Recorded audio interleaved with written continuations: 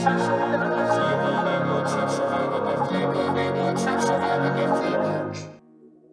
this was good, y'all. It's your boy, that's right, Storm Sage, and welcome to the first video of my Sage Network Shooters channel. We're gonna be playing a lot of Apex. We're gonna be jumping into a lot of new shooters. Modern Warfare 2 also has me excited, so I had to make a channel just for this. And that's right, Apex Legends. The first thing we're gonna be looking at is these patch notes for the new season, season 13. Of course, as you can see, Newcastle is gonna be the new character that's gonna be coming out, and I'm excited. I like Gibraltar, but Newcastle is a little bit more of my aesthetic look that I'm looking for. I like some of the moves. We're gonna go into some of those moves right now. So Heroic Defender, he is basically Bangalore's brother, defended the town of Harris Valley. He's in here basically trying to I guess recoup on some old depths, yikes, whatever, however you say when you owe someone money for the town so they can be safe. So we're going to be jumping into his passive: retrieve the wounded, drag allies as you revive, and protect them with your revive shield. So again, your revive shield is going to be important. I think he's going to be able to get a more of a robust shield depending on what kind of purple shields you have. They have really tried to utilize some of those items into other champions kits. So again, he starts off with white, but if you find a purple or blue knockdown shield, then you want to go ahead and again provide that to Newcastle. He's going to be the one that's going to be getting those better knockdown shields for better revive mechanics. Tactical mobile shield: throw a controllable drone that creates a moving energy shield. I've seen this one. This one's a little bit weird because I don't know how it's going to work as far as the AI portion of it. You don't know if it's actually going to, do what you want it to do. So we're definitely going to have to see if that is something that we have to fight with the AI. And then his ultimate: castle wall. Leap to an ally or target area and slam down, creating a fortified stronghold. This is interesting because this gives you a basically you jump up and slam down. Now we don't know if the slam down does damage yet, something I will be testing out tomorrow, so look out for that video on the Newcastle specifics, but we'll see. He is a defender class, so he is going to have a little bit more health, just like Gibraltar and Caustic. So look out for, so that's going to be something pretty cool for that character. Now monstrous map update. So you see right here, huge, like if you looked at the trailer, the animal or the monster that they've defeated is going to be right there in the middle. And they really needed to add another point of interest on the map. I think there's just a couple of spots where you really want to land at and you really feel like you have to go in order to get a hot drop in Storm's Point. I feel like there's so much area mass and land, it's hard to really get a good flow in game and combat. Some people like that. Me personally, I like the flow of combat in some of the older maps. So this one is going to add another kind of new little area. Let's look at the map rotations. Say we're going to be Storm Point, Olympus, and World's Edge. We're also removing the longer 2-hour rotation block. We felt that could be too long considering it could span the whole play session for some people. This is awesome. So this is one of the things that me and my friends were super upset with, is that sometimes Storm Point was just, we would be on Storm Point the whole entire night if we're playing or doing a quick play session. Now they're going to do it a little bit, I think 1 hour, I think 45 minutes to an hour rotation is perfect. So if they tune it back to maybe an hour for each world, that's amazing. I am happy to see World's Edge make a return.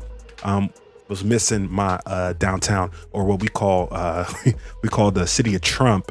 Was missing some of those hot drops in the city of Trump. So hopefully we can get back in there.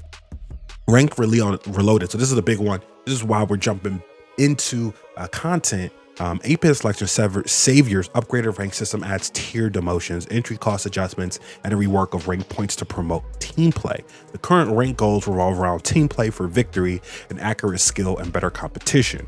So basically, to go over some of why they're doing this, you could, a lot of players in ranked would basically rat. That's basically, they would find corners, find places of the map, play for the last circle rather than play to, do damage, when the game, basically it wasn't about skill. It was about picking the right champions, getting to the last circle, kind of just chilling and standing. You can gain ranks that way. You didn't have to participate in any kills. You didn't have to participate in doing pretty much anything. You could pretty much find the circle, end it, and get the diamond.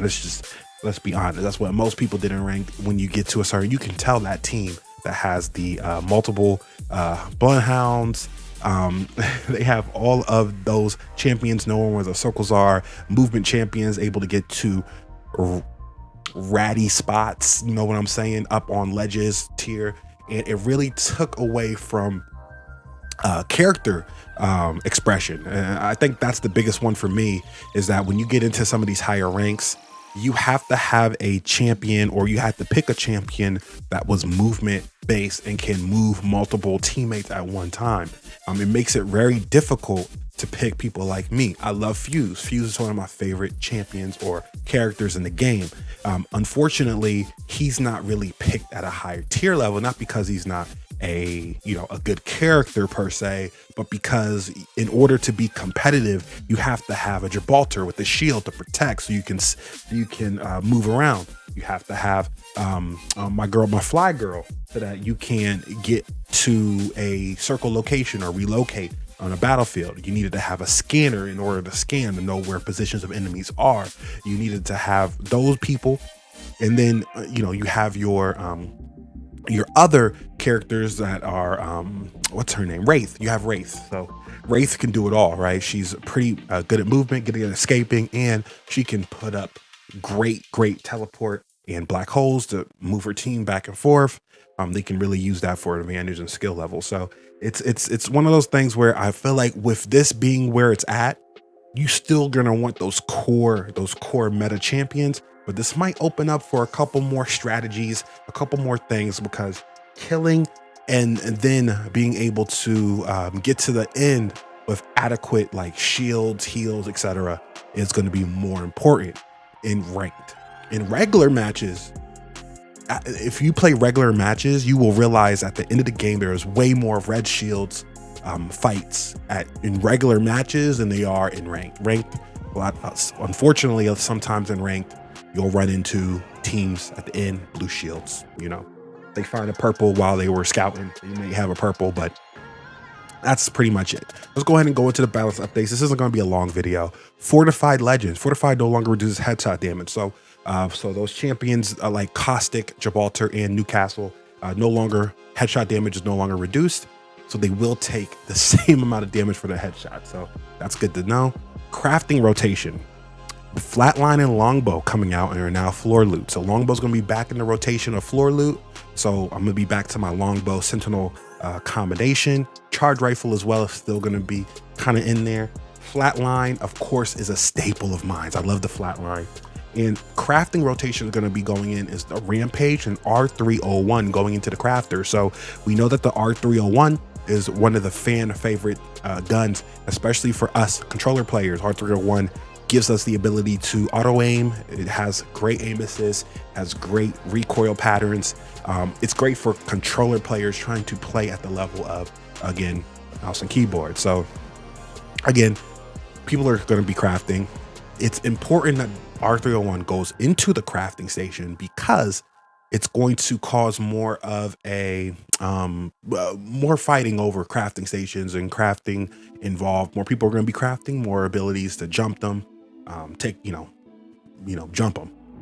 Gold weapons. Eva 8 will be a gold weapon now. The gold bow's going to be out there. Gold flatline, nice. Gold P2020 and a gold Spitfires will be all the gold weapons out there. So that's pretty cool. Gold bow excites me. I love me a nice bow. And again, gold flatline. Helmets buff. Blue helmets headshot damage reduction from 40% to 50%, and purple helmet headshot reduction from 50 to 65. So helmets are you want to get a helmet. Helmets are gonna help you win your 1v1 fights. A lot of times what people don't understand is you lost your fight because you didn't have a helmet. You had purple armor, awesome, but you had a white headgear. So if someone is smart and they shoot you in the head, it's going to negate how much armor you have. Purple, this means helmets are buff. So helmets are going to be just as important as far as being tanky, especially for you fortified champs out there. I'm talking about you, Gibraltar mains. Get those helmets on so you can really be that tank in the front line. And interesting enough, those Instagram, TikTok, Kraber shot crazy videos are going to be on a down slope as the headshot multiplier went from 3.0 to 2.0 on the Kraber, and the damage reduced from 145 to 140. That plus these helmet buffs means that in game, late game, Kraber is less of a option. Basically, you'll see a lot of those videos. Kraber's pretty much winning late game. If someone can get off a couple of good Kraber shots, you instantly knock somebody, even if they have red shields. It was crazy. It was crazy how much damage the Kraber would do with the headshots if the helmet wasn't the right, if they didn't have one of the higher tail helmets. Again, now you know, okay? Now you know. All right. Rampage. Increased reload time from 2.6 to 3.1, slightly increased handling time. So a little bit of handling increased, and the reload time is high. Rampage is still going to be a good gun. You're going to want to slap that thermite grenade in there.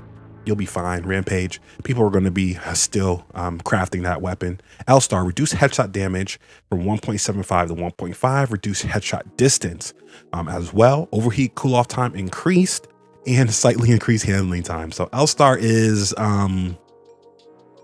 L-Star is basically what they're doing is they're making the cool-off time for the L-Star considerably consistent with reload time. So what I think what EA doesn't want, or what Respawn doesn't want, is for the L-Star to be just this gun you can pick up early game, shoot a bunch of shots into someone, it cools down and overheats, but it comes back on quicker than other people's reload time. So it's something that they really want to mitigate.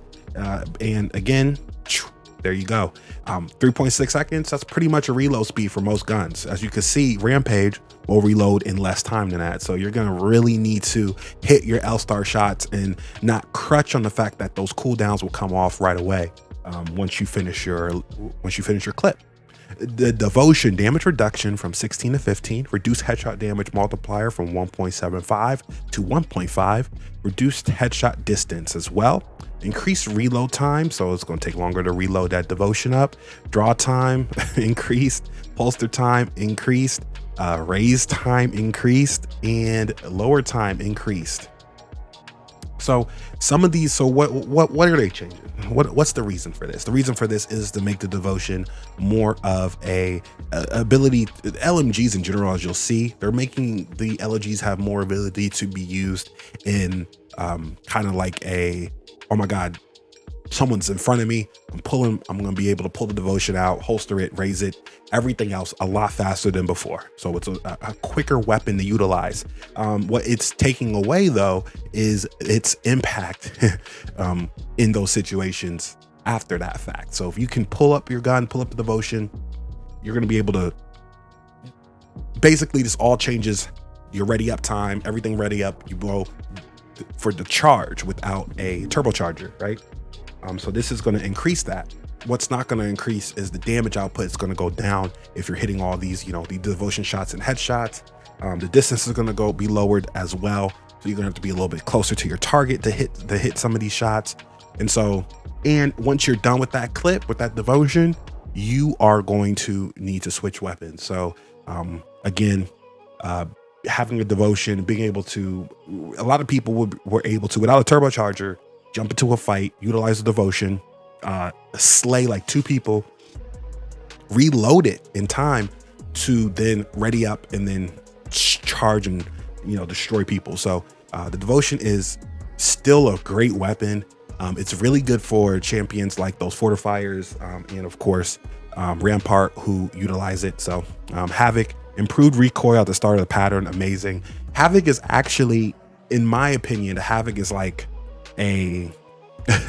it's like a mini Devotion, but it's more of Devotion you can utilize one clip for Devotion and kill 2 people if you do it right. Havoc is more of a 1v1, really great hip fire.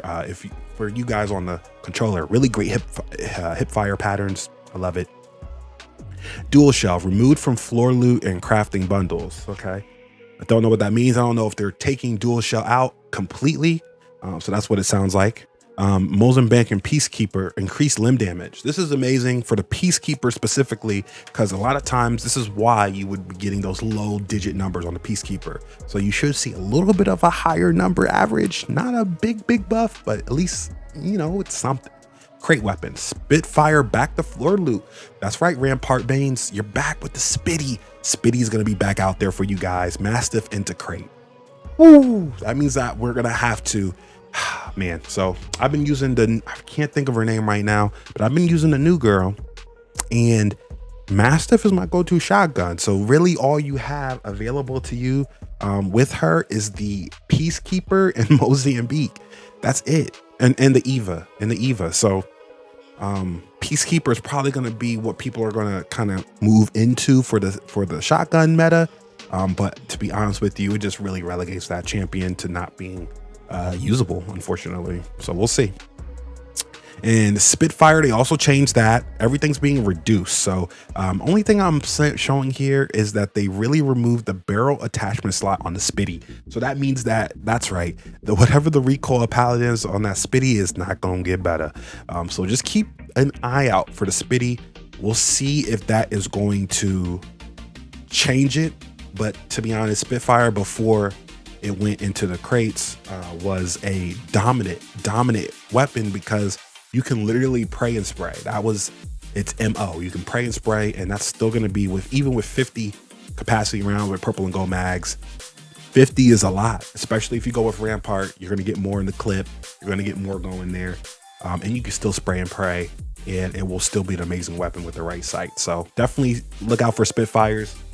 Mastiff Titan blast pattern stockpile. Again, it's going into the crate now, so it's going to be immediately better once you pick it up and get it out of those crates. It's going to be nice. Cells and syringes spawn rates have been lowered. So what does that mean? So that means that we're going to see less shield cells and syringes. Dang it, sitting on the main right here. So I love seeing cells everywhere. But that should give other loot more percentages. So they're subtracting that percentage and upping the percentage. That should give you more availability for other things to spawn in the world. So I don't know if that's going to really create any issues. Maybe this is like a kind of a lifeline type of thing. Like there's less healing. So lifeline and Watson are going to be more important, but I don't know. Rampart improvements. Sheila spin up time decreased. So I've been using her a couple times, and it really does take a long time for that to ramp up. Amp cover deploy health increase. So that's amazing. Amp cover deploy time decreased. Again, amazing. Rampart buffs all around. Basically, they have to buff her up because a lot of things that I see with Newcastle, Rampart, it's like Rampart but better. So they have to make her viable. So again, Sheila spin up decrease time is the main one here. Amp cover is cool. You could probably get them up most of the time, but that means that they won't get one shot by like wingmans while they're going up. Valkyrie can no longer freely spin while launching during skyward dive. I don't know why they took this. I guess it was helping them get away from situations so that people couldn't hit them. I guess that was the only, I guess that I see a lot of Valkyries do it. So out of bounds. When going out of bounds, the following will be disabled: Legends abilities, weapons, orders, survival items, healing items, all active passives. Perfect. And this is just out of bounds. This isn't storm or you're in a storm, but this is like if you fall up on top of a hill. And also that area in Storm Point, probably why they're doing this in the circle, where it's kind of like the teleporter in the original map, where you go into the teleporter, everyone kind of get funnels into one area. There's a section of the map, circle, you can dive in there. What a lot of people did is they would drop on the outside of it and then shoot like abilities down on the bottom. And this is pretty much to stop that from happening. So we'll see if it does stop it from happening, because you can still free fall and do it. But we'll see how long it takes after you're out of bounds for your abilities and everything to kind of ramp up. World's Edge redesigned windows at Lava Siphon's control tower to focus sight lines, added some additional cover around Lava Siphon's lava pit. Gondola loot has been tweaked. Okay, the chances of fighting high tier armor in them have been notably reduced. Climatizer and Lava Siphon will still remain as high tier loot points of interest. So basically the gondolas was, let's be honest, There's always some type of good loot in the gondola area. You would sometimes see blue shields, purple shields. So basically they're stating, hey, these gondola loots, those areas will still be high tier areas, but the gondolas specifically is going to be a little bit lower. Arena's pricing adjustments, thermites, thank God. I don't know why thermites were 175. That's awesome. Charge rifle, nice. I'm gonna be using that a little bit more. It looks like they reduced that cost. Longbow has been reduced as well, and the Sentinel, thank God. So a lot of these are a lot of sniper reductions. Bow check bow has been reduced as well. Triple take reduced. Okay, yeah, all snipers have been reduced. They want a little bit more sniping and having the ability to snipe effectively, because a lot of times you wouldn't be able to do both and get until the later rounds. So devotion has gone up. Yeah, I agree. Devotion is definitely needing that level 1 devotion was pretty ridiculous. L-Star has been reduced. Havoc has been increased. Havoc was one of the secret OP level 1, level 2 weapons you can use to really destroy somebody if you run into them. Hemlock has been reduced though, and the Prowler has been reduced. So level 2, level 3, level 1 is still, you know, where it's at, but level 2. So as a secondary weapon, who knows? All right, and then there's a bunch of bug fixes. Crypto, Fuse, Horizon, Mirage, Pathfinder. So those are all fixes for those champions and bug fixes. If you want to review those, go ahead if you're a champion here. I looked at the Fuse one, not anything crazy, nothing groundbreaking. And the last thing is the custom match system. Custom match is replacing the previous private match system. Custom match quality of life improvements. You want design improvements. Custom match now saves team names and match settings when returning from match to lobby. Match flow improvements. So just again, a little bit of quality of life, but that's it. What are we missing from this patch? So the main things that everyone is missing is lifeline buffs, okay, and the Valkyrie nerfs. So no crazy Valkyrie nerfs, unfortunately. People have been looking for it. I don't see a reason to nerf Valkyrie. She is still a very high tier viable character, and they probably want to see what's going to happen with Newcastle, what strategies and things are going to be brought before they start doing a bunch of nerfs and stuff. But Lifeline is running out of the meta completely. She's not useless. The issue with Lifeline is that by the time you get to a person that's been killed and you pick them up, that other team already they're already pretty much already in pursuit, right? So if there's not anything to block bullets, it's so hard for Lifeline to be a positive influence in the game enough to warrant not getting someone else. Prevention is way more than prevention, right? It's all about preventing damage, and Lifeline is kind of after a oops happen, okay, she can try to help that oops get better, but people rather just do preventative measures. Newcastle going to be able to get to spots. You can just imagine now Valkyrie, Newcastle, and Newcastle gets onto a nice little stature, with maybe a rampart on the back of them, putting up, oh man, they can basically create a little fortress and really destroy teams, especially if they catch them out of position. So this is going to be interesting. We'll see what happens. And as far as my first video, I'm excited to cover Apex Legends, and then we'll also be covering Modern Warfare 2 news as it comes out. So again, this is your boy Storm Sage coming out to you on the new Sage Network Shooters channel. Peace, and I'll see you guys tomorrow. I'll be streaming live on this channel, so make sure you guys jump in and dive in with me for the new season. Peace, y'all.